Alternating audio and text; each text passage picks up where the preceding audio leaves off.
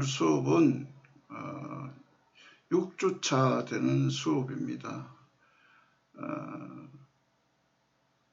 우리가 다뤄볼 내용은 북한의 종교 문헌과 기독교라는 제목을 가지고 오늘 그 3시간을 우리가 살펴보도록 그렇게 하겠습니다.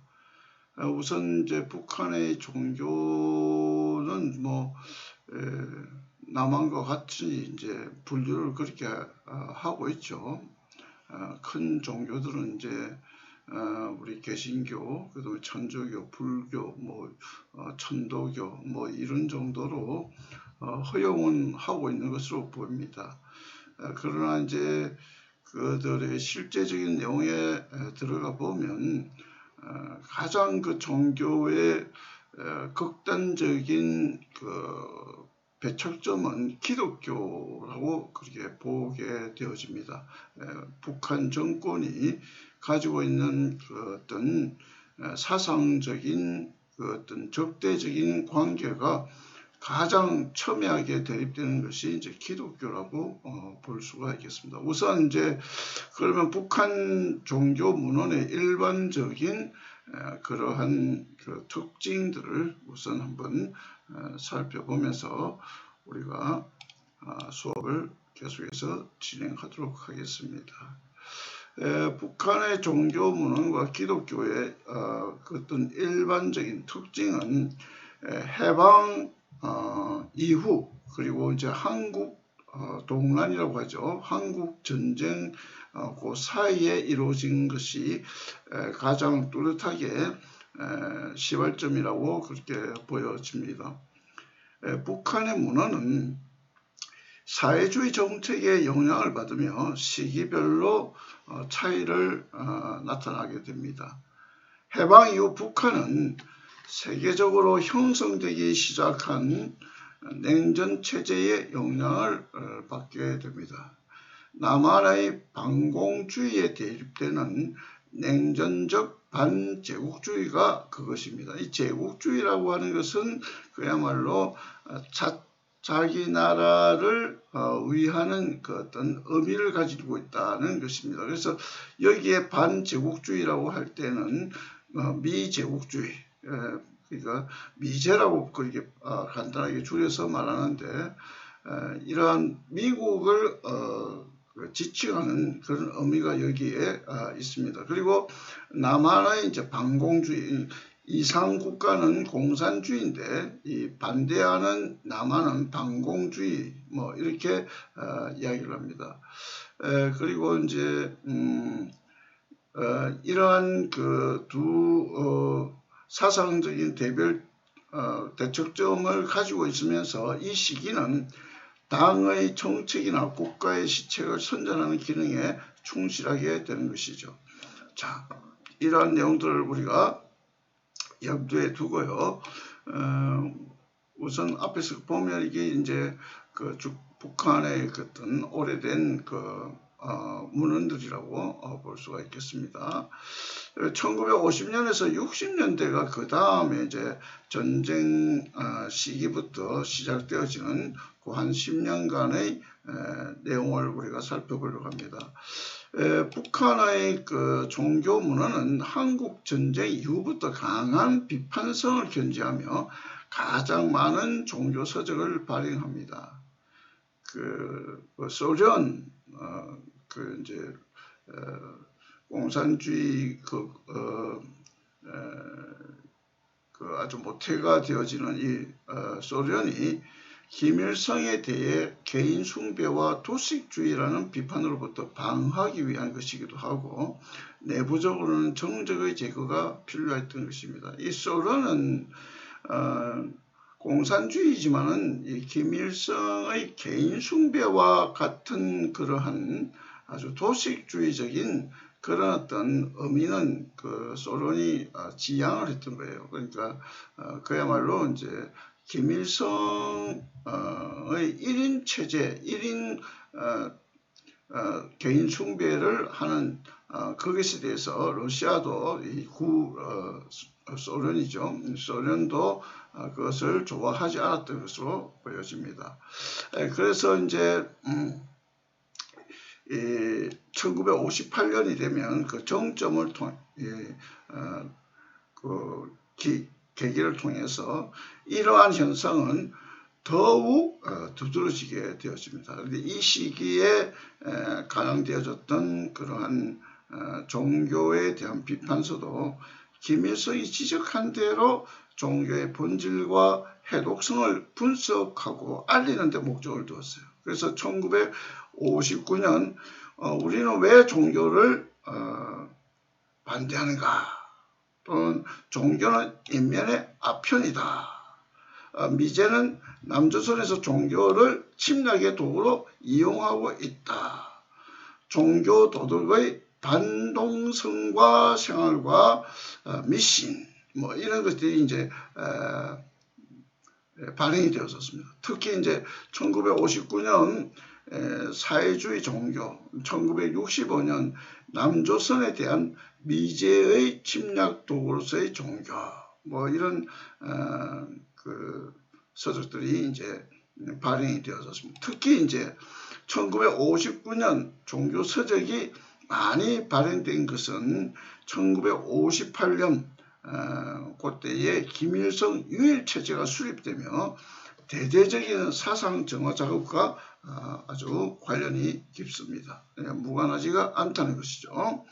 그 다음에 이제 우리가 1970년부터 1980년대에 이르러서 그 근간 10년간의 의미를 우리가 한번 내용을 살펴본다면 1970년대 들면서 이른바 수령 형상 창조에 중점을 둡니다. 그래서 이제 종교문헌도 이러한 시각에서 비판이 되어집니다. 김일성을 뭐라고 부르는가 하면 만백성의 하나님 또는 민족의 구원자로 이제 설정하고 이에 위배되는 사상을 매도합니다. 그러니까 여기에 이제 하느님이라고 표현하는 건 요즘 그 하나님과 이제 구별되는 뜻인데요.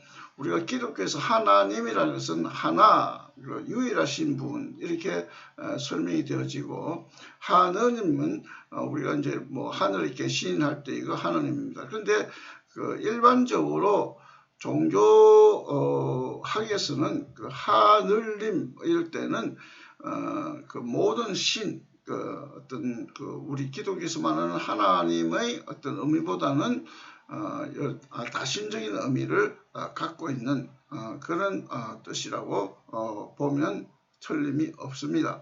자, 그래서 이제 이게 신격화 되어지는 그런 내용이잖아요. 그래서 이제 1950년 이후의 문헌을 또 우리가 살펴보면 이때의 문헌은 비교적으로 논리를 내세웠는데 이 시기의 문헌은 좀 그 감정에 호소하는 경향이 강하다, 그렇게 설명을 할 수가 있겠습니다.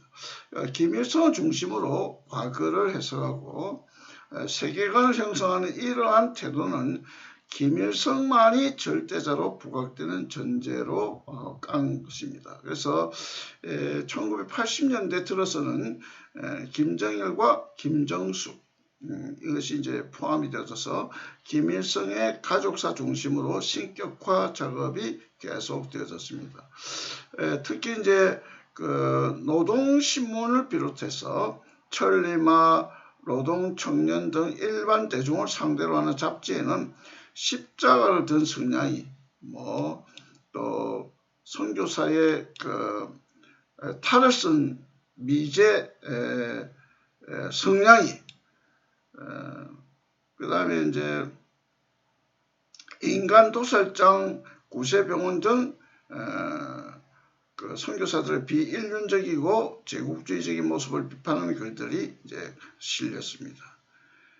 그 다음에 이제 종치기 노인의 생애, 김 목사의 일가, 뭐 이런 정기 위주의 글, 또 김일성이 썼다고 하는 성황당, 뭐 이런 내용들을 우리가 이제 보게 되어집니다. 그래서 이제 뭐 노동신문, 천리마, 노동신문, 천리마, 노동청년 이런 글들을 보게 되어지는데요. 이게 뭐 실제적으로 어떤 우리가 보게 되어지면 아주 그 나이브한 그런 내용들을 가지고 막 이 옛날에 그 초창기에 초기 선교사님들 한국에 와서 얼마나 고생하고 힘들었습니까? 그리고 병원도 짓고 했는데 이것을 전부 뭐 인간 도살장 구세병원이라고 그렇게 이야기하고 이게 완전 역사 왜곡이죠. 그래서 이제 이런 것들을 계속 신문, 잡지, 사전류 이런 등에서 게재하고 알렸습니다. 그리고 이제 성황당 같은 경우는 김일성이 직접 썼다고 하는데 이것도 참 나중에 차후에 밝혀야 할 진위의 문제가 있는 것입니다. 자, 이런 것들 우리가 살펴보면 실제적으로 이 시기에 게재된 기사들은 매우 자극적이고 선동적인데 이를 위해서 대부분 사실을 왜곡하고 과장하고 있다 하겠습니다. 그 다음에 이제 1990년대 이후를 보게 되어지면요,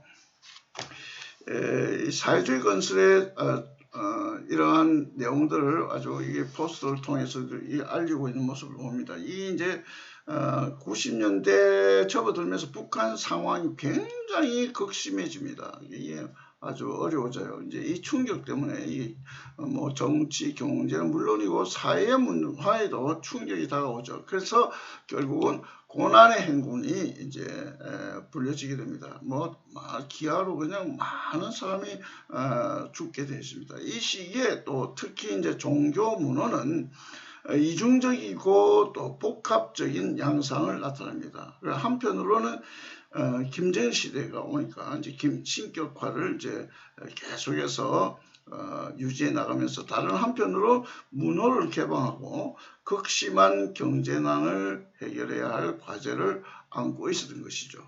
자, 그래서 이걸 타개하기 위해서 여러 가지 이제 이 종교 문호를 통해서 순화시키려고 해요. 기존의 용어를 순화시켜 아주 악다구리를 부렸던 그 이전의 시대를 약간 순화해서 재해석하는 작업을 이제 시행하고 가속화하게 됩니다. 북한은 기존의 태도에서 융통성을 보이기 시작합니다. 그래서 김일성, 김정일 신격화는 좀 더 우회적인 방법을 사용하며 종교에 대해 상대주의적인 태도를 견지합니다. 좀 너도 인정하는 그러한 그런 내용이라고 볼 수가 있겠습니다.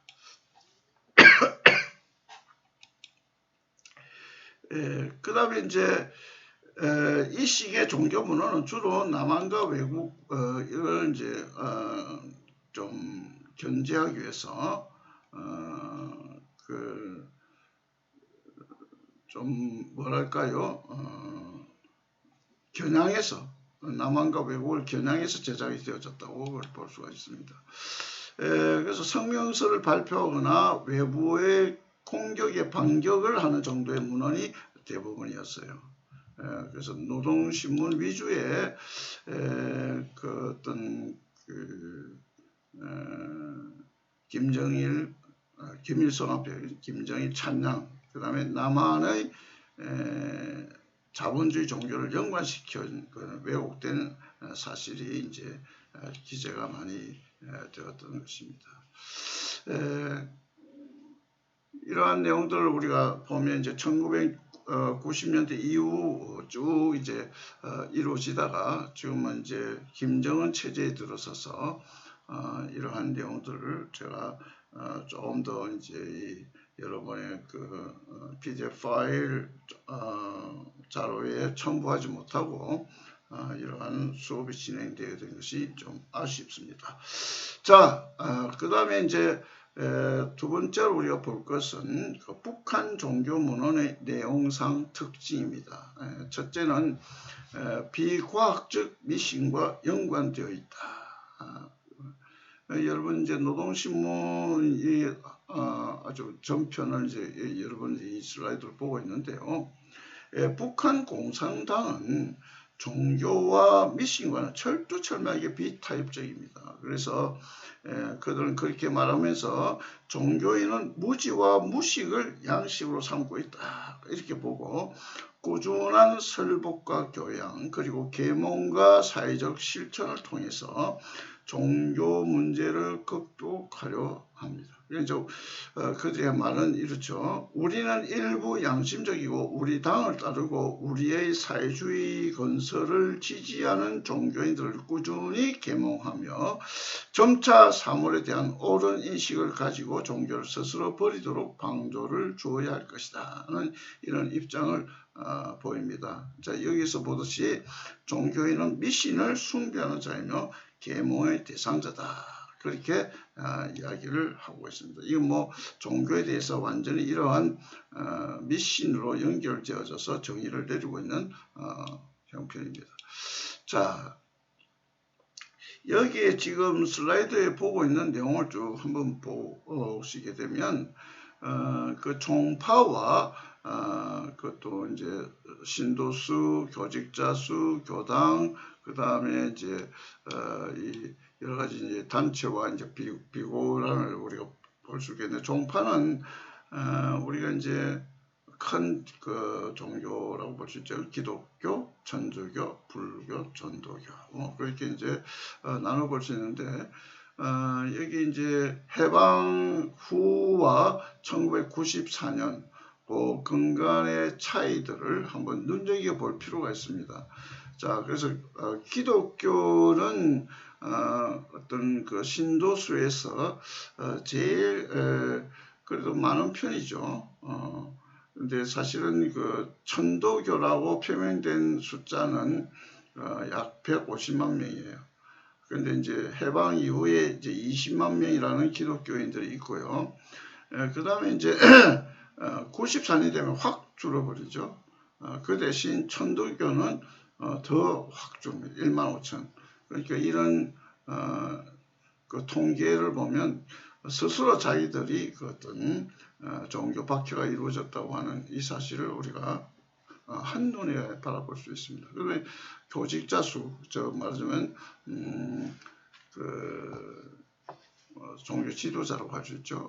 해방 후에 기독교는 908명인데 1994년 근간에는 30명, 목사와 전도사 포함해서.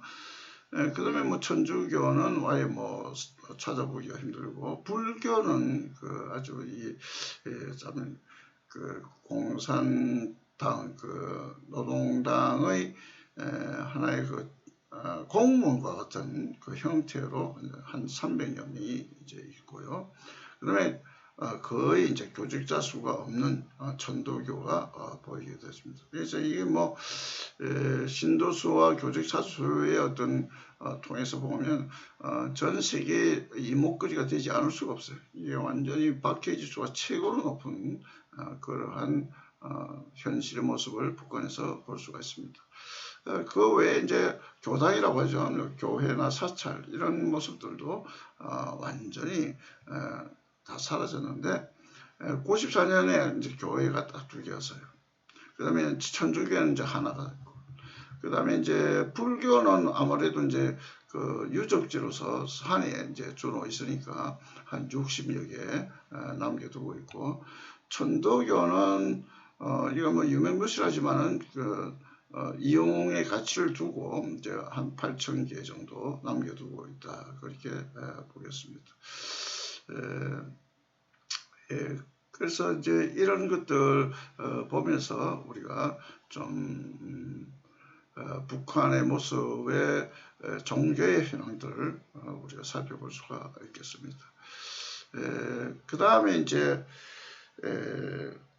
두 번째 그 북한 종교 문헌의 내용상 특징 가운데에 두 번째는 착취 계급과 종교인의 연관이에요.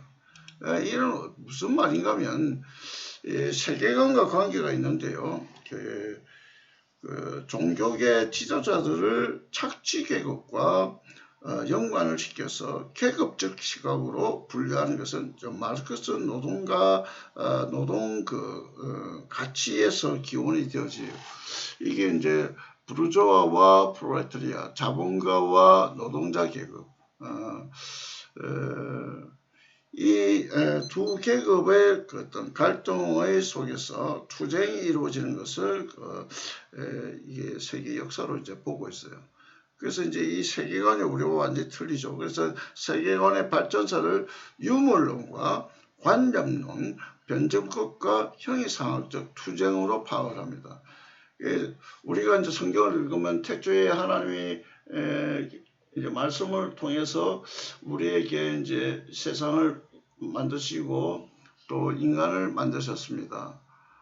그렇게 해서 이제 우리가 이제 그 창조를 통해서 태초에 말씀이 계시니라 뭐 이렇게 우리가 그 창조의 의미를 우리가 가지고 있는데 이 마르크스 레닌주의는 태초에 물질이 있었느니라 이렇게 시작해요. 그러니까 이것이 이제 어떤 면에서는 우리의 세계관과 이 발전의 어떤 의미가 전혀 상극화되어질 수밖에 없는 것입니다. 그런 그림 통해서 보면 계급에 의해서 세계는 끊임없이 확대 발전하는 것을 보기 때문에 이에 따르면 이제 종교인은 일도 하지 않고 검증되지 않은 추상적인 것에 집착하는 계급이다. 이제 그렇게 보는 것이죠. 그래서 이런 것은 이제 프롤레타리아 노동자 계급이 부르주아 자본가 계급을 이제 소멸시켜야 한다. 계급 투쟁이에요. 사회의 무익한 존재이기 때문에 사라져야 할 타도의 대상이라 이제 그렇게 보는 것입니다. 완전히 혁명적인 그런 내용을 강조하는 것입니다. 자, 그 다음에 이제 인민의 주체성을 강조하는 것이 이제 그 종교문헌의 내용의 특징입니다. 북한은 이제 주체 사상을 지난 시간에도 우리가 늘 이야기했잖아요. 이제 주체 사상은 마르크스 레닌주의를 한 단계 발전시킨 사상이다. 어떤 의미에서 그들이 추구하는 이상국가인 사회주의, 즉 공산주의의 완전한 그 나라가 더 진일보한 그러한 사상이다. 그렇게 강조를 하죠. 그래서 주체 사상은 세계의 주인으로서 사람의 지위와 역할을 강조하고 마르크스 레닌주의가 인간을 사회적 관계에서 파악한 것에 더해서 인간을 사회와 인간의 관계 속에서 본질적 특성을 파악한다고 봅니다. 그 내용으로 사람의 자주성, 그 다음에 창조성, 의식성을 들고 있는데 결국 사람은 사회적 존재라는 주장입니다. 그래서 그 사람이 모든 것을 결정하고 세계의 주체라는 것인데 북한 스스로는 관념론이 혹 또 형이상학 이것은 이제 구별되는 것이라고 봅니다. 그렇기 때문에 노동계급과 근로인민의 자주성을 철저히 옹호하고 계급주의를 부인하는 수정주의와 맞선다고 설명합니다. 좀 어려운 말처럼 보이지만은 그저 노동자 계급, 근로인민 이들이 스스로 자주성을 회복할 수 있도록 그래서 그 계급주의가 아니다고 말하는 어떤 수정적인 사고를 가진 그런 사람들하고는 구별되는 것이다. 이렇게 이야기를 하는 거예요. 그런데 이제 기독교 본질은 세상에서 가장 힘있고 귀중한 존재인 인간을 철두철미 그 신에게 예속된 보잘것없는 존재로 왜곡하는 데 있다. 이렇게 그러니까 인간이 주체인데 인간을 왜 왜곡시켜서 신에게 예속되게 만들었느냐 이렇게 본 것이죠. 그래서 기독교적 세계관의 반동성과 해독성은 근로 인민 대중에게 노예적 굴종으로 일관된 그릇된 삶의 태도를 아주 설교함으로써 자주적이고 창조적인 생활을 위한 혁명 투쟁에 힘차게 떨쳐 나서지 못하게 하는 데 있다고 주장을 합니다. 그러니까 신의 노예를 만들어 버리니까 자주적이지도 못하고 인간의 창조적이지도 못하는, 그래도 혁명적인 투쟁에 나가지도 못하고 이렇게 했다는 거예요. 그래서 종교에 있어서 그런 측면을 강조하다 보니까 좀 종교성의 의미가 없잖아요. 그런데 이제 또 주체사상을 강조하기 위해서는 또 신비론, 신비주의라는 또는 숙명론, 이거는 계속 부인하면서 그들의 어떤 새로운 체제로서의 사상 체계의 주체 사상을 강조합니다. 그래서 인민 주체의 강조를 하게 되는 것입니다. 그 다음에 이제 특이한 것이 이제 또 한 가지가 있는데, 그 미제국주의와 연관이 되어지는 거예요. 북한이 사실 기독교 정책을 수립하여 이제 미제국주의와 연관을 시킨 것은 해방 이후 미군 군정 기간과 한국 전쟁 요 기간의 영향이 가장 큽니다. 유엔군이 이제 미군 주축으로 이제 왔잖아요. 그러니까 해방에서 이제 북한은 소련, 남한은 이제 미군 이렇게 이제 신라 통치를 이제 해 왔는데, 그 이후 이제 해방 이후에 북한은 김일성 중심으로 통합할 수 있는 이데올로기가 필요했거든요. 그렇게 해서 이제 등장한 것이 반제국주의 투쟁이에요. 이 반제국주의 투쟁은 다른 게 아니고 미국에 대한 대항이에요. 그 미국에 대한 대항이기 때문에 기독교를 식민지화의 도구로 파악하고 적대적인 입장을 견지하게 됩니다. 하지만 북한은 불교와 천도교, 대종교죠. 여기에 대해서는 이제 봉건 제도의 잔재로 파악했기 때문에 기독교에 대한 유별난 적대적 입장은 정치적 이용 가치와 연관되어집니다. 그래서 북한은 한국 전쟁을 미제국주의로부터 해방하는 것이다, 해방시키는 것이다, 그렇게 보고 미국이 기독교를 등에 업고 남한을 침략하였다고 주장하면서 미군의 폭격에 교회도 예외가 아니었음에도 기독교도 침략의 도구였다고 파악하는 등 모순된 정책을 실시하였던 것입니다. 그래서 6.25를 우리는 이제 역사 그대로 남침으로 보지만 이들은 이제 북침으로 보고 있어요. 북침. 북한을 침략했다는 거예요. 그래서 이거 6.25 기점으로 미국을 비난하는 수위가 높아졌고 기독교 탄압도 정당성을 확보하게 되었습니다. 이러한 뿌리가 오늘날도 이제 좀 우리가 매스컴에서 잘 보잖아요. 미국을 자꾸 원망하고 또 어떤 그러한 좀 미제국주의적인 어떤 반대하는 그런 혁명 기치를 띈 그런 사상가들은 바로 이러한 영향력이 아직도 미치고 있다 하는 그런 생각을 해보게 됩니다.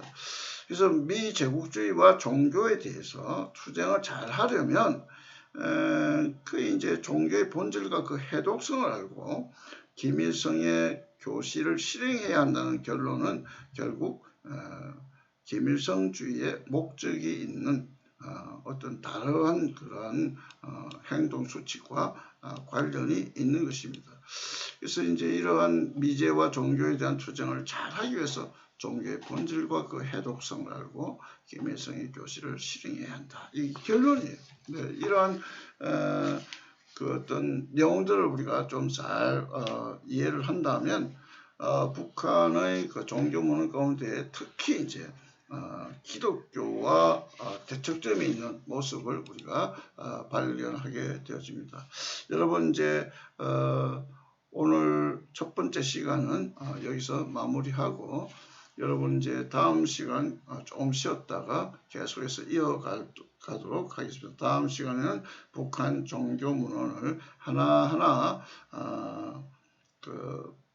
설명하고 예를 들어서 설명하고 살펴보는 시간을 갖도록 하겠습니다. 자, 그러면 다음 시간에 만날 것을 우리가 기약하고 인사 여기서 하겠습니다. 안녕.